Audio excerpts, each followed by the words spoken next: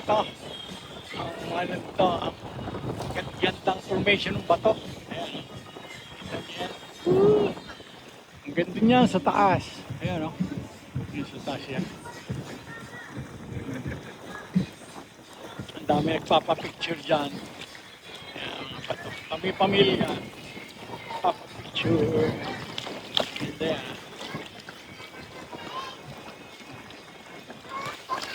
Ganda niyan. Tapos meron pa doon sa dulo, meron pang ano doon, white sand. Pwede rin puntahan. Kaduktong din nitong resort. Actually, mas maganda doon. Kaya lang, kailangan yung tent ang ano doon. Ang sisilungan mo, tent. Wala doon structure, wala doon cottage. Ayan,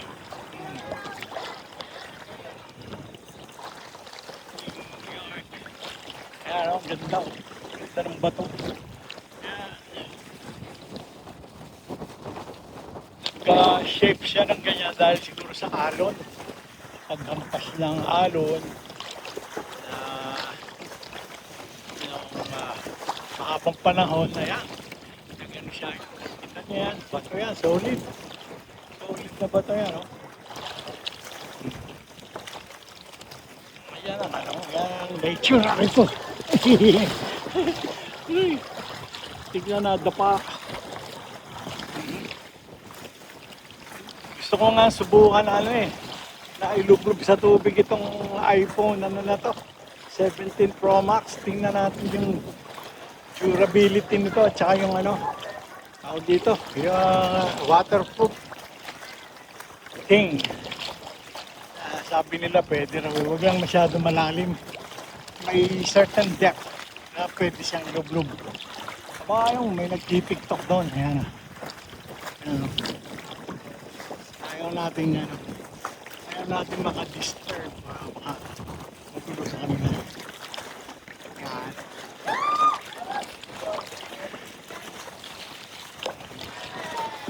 Mga tiktokers yan. Nag-i-enjoy sila mga hi! You don't mind? Sa ano lang to? Facebook lang. Buti nagpapahaling tayo. Yan, ganda oh. Ganda ng shape na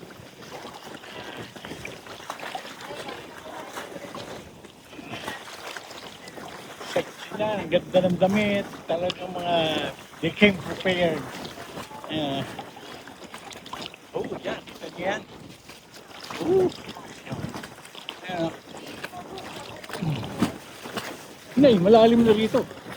Malalim na ako. Tingnan natin. Parang veranda yung shape. Ang ganda. Hindi ko na kayang pumunta ron kasi malalim na. Malalim doon. Hindi ko alam kung may focus ko pa ito. May focus ba? Yun yung sinasabi kong white sand. Pero tent na lang ang nun. Pwede tent. Sana kagabi. We just found out na meron pa siyang extension. May extension pala. Ayan. Ang ganda.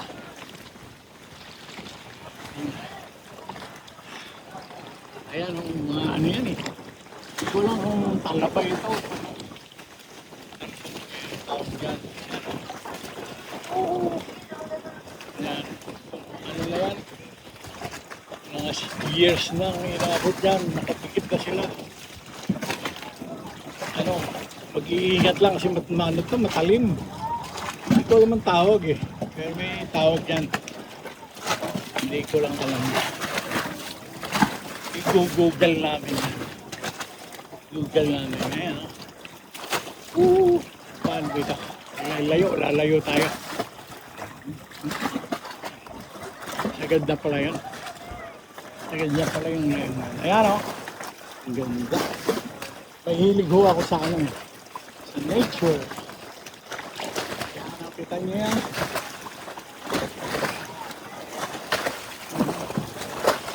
Ewan ko lang kung may na ito yung dimension talaga, yung depth at saka yung sharpness.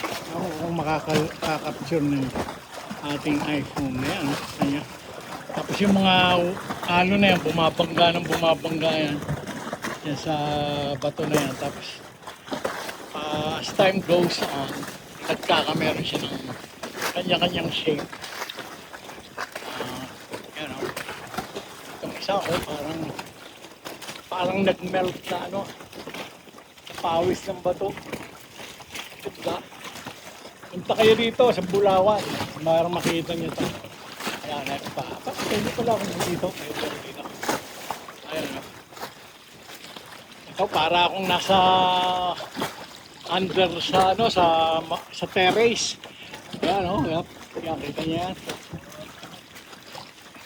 Ayan, nakaan sa akin yan o. Parang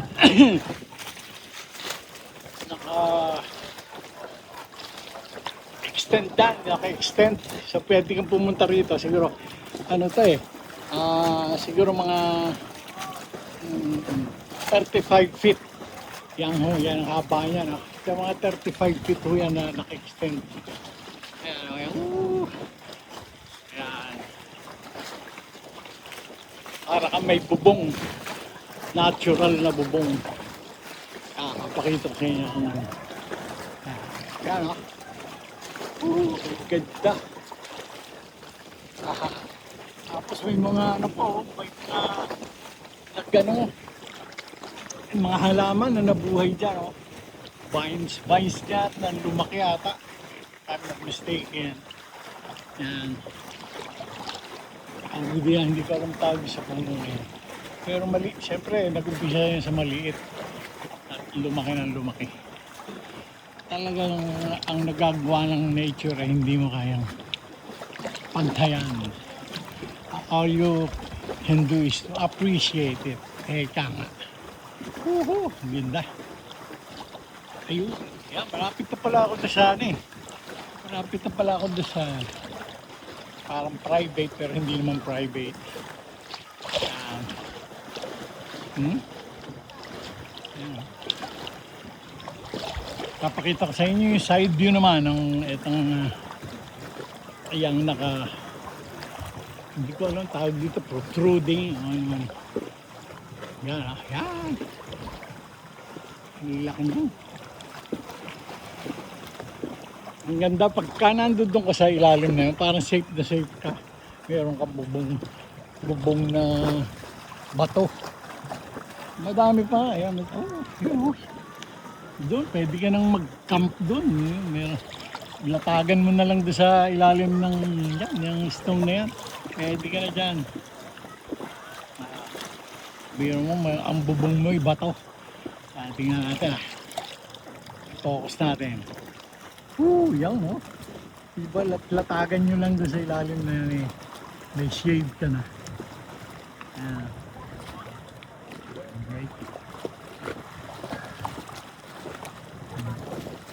Ano tayo? Babalik na ako doon dahil baka hinahanap na ako ng mga kasamahan. Uuwi rin kami pala ngayon kasi na-explore na namin ang bawat sulok itong Bulawan. So maghahanap uli kami ng ewan ko, gusto nila yung sa Los Baños, yun, swimming pool naman daw, pero maiba naman. So ayan, ang ganda niyan.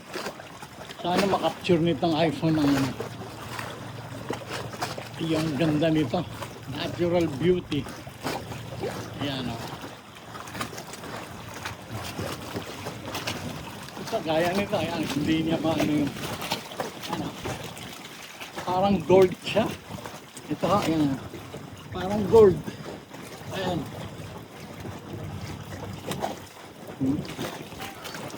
Napaka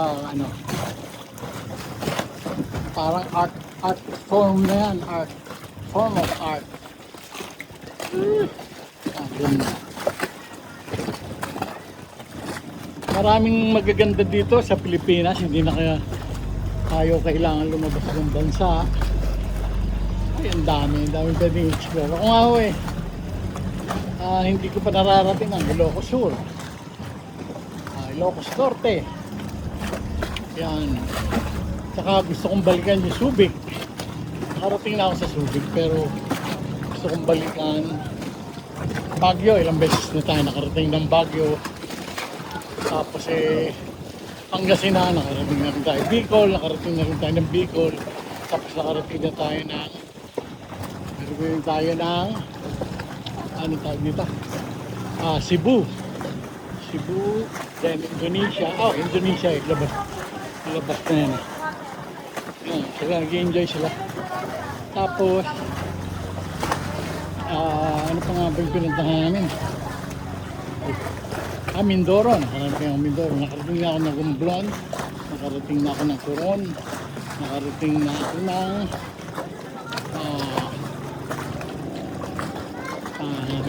ano pa nga? Boracay. Ayan. At saka Isla Verde. Yan ang ating mahal na Isla Verde. Ayan, family ano sila. Family bonding ng family. Hello po. Hi po. Ayan. Papatingin natin sila dahil courteous tayo para tayo ng galang-galang. Yan! Ganda niya parang buhaya. Ito mga nangingisda. Wala pang huli mga boss. Ano nahuli rito? Anong isda? Malalaki din? Wala pa. Hamatang baka? Ay, anong pain? Walang umang. Alam niyo yung umang na ipain din yan eh. Yung may shell. Good luck. Mga kabataan na may binibigyan nila ng time ng fishing. Magaling yun kaysa sa nag-gadget lang. Kaya to, malapit na tayo sa ating pinanggalingan. Medyo minamalat na ako. Sa pang paligo ng masulit. Bilitin natin ng matagal na ulit bago tayo makaligo sa dagat. So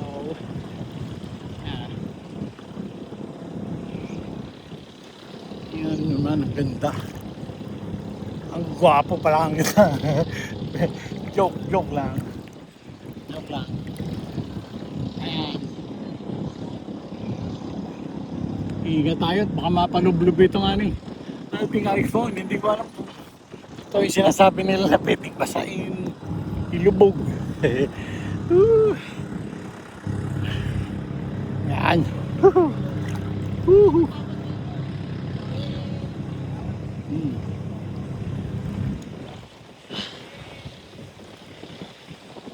Iba talaga pagka nasa sarili kang bayan. Marami kang hindi mo paliwanag yung nararamdaman. It's fun. It's fun. At saka fulfilling. Yun, fun and fulfilling.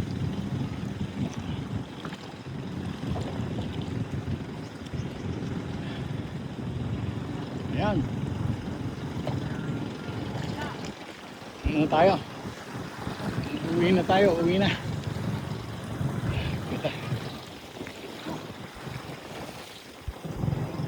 Sige, until next time. Tayo ulit. Update lang. Have a nice day. Have a nice Sunday. Thank you. Love you.